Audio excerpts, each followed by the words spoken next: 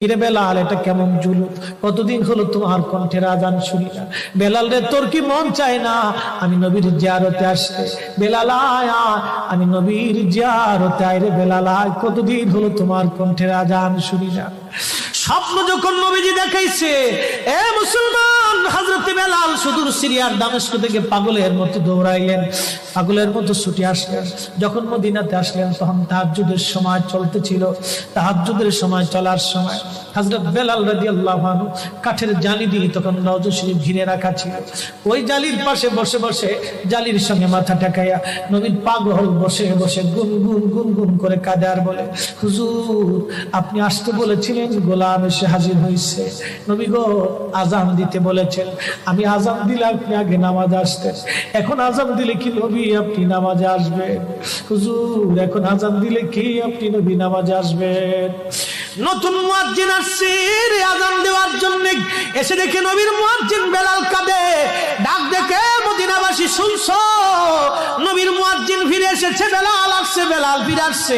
এই কথা শোনার পরে সব সাহাবী ঘর থেকে বের হয়ে দৌড়ায় এসে দেখে বেলাল কাঁদে।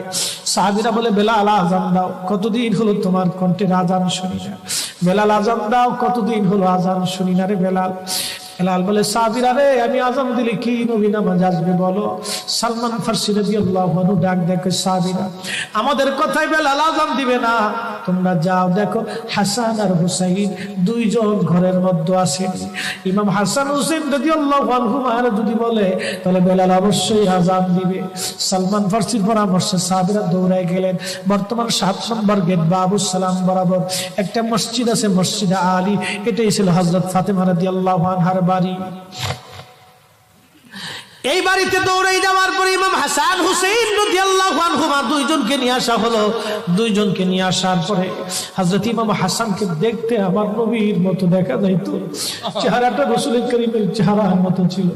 নাতি দৌহিত্র নানার চেহারা পেয়েছিলেন, ইমাম হুসাইন ও নানার সুরত পেয়েছিলেন। দুই ভাই নানার সুরত পেয়েছিলেন। হযরত বেলাল রওজা শরীফ থেকে উঠে হযরতে হাসানের বুকের মধ্যে মাথা ঠেকায় কাঁদতেছে, ইমাম হুসাইনের বুকের মধ্যে মাথা ঠেকায় কাঁদে। হযরত ইমাম হাসান ডাক দেখে, নানার মুয়াজ্জিন, কতদিন হলো তোমার কণ্ঠে আজান শুনি না। যেই কণ্ঠ দিয়ে নানার আজান শুনাইতা, যাও গো ওই কণ্ঠ দিয়ে আমাদেরকে আজান শোনাইয়া যাও। যখন হযরতে বেলাল ইমাম হাসান এই কথা বললেন, হযরত বেলাল দৌড়ায় গেলেন। যেই বনু নাজ্জার গোত্রের মহিলা সাহাবীর ছাদের উপরে দাঁড়ায় বেলাল আজান দিত। আবু দাউদের 519 নম্বর হাদিসের মধ্যে আসছে, প্রত্যেক ফজরের নামাজের শুভেচ্ছা আদিকের আগে বেলাল দাঁড়াইতেন, দাঁড়ায়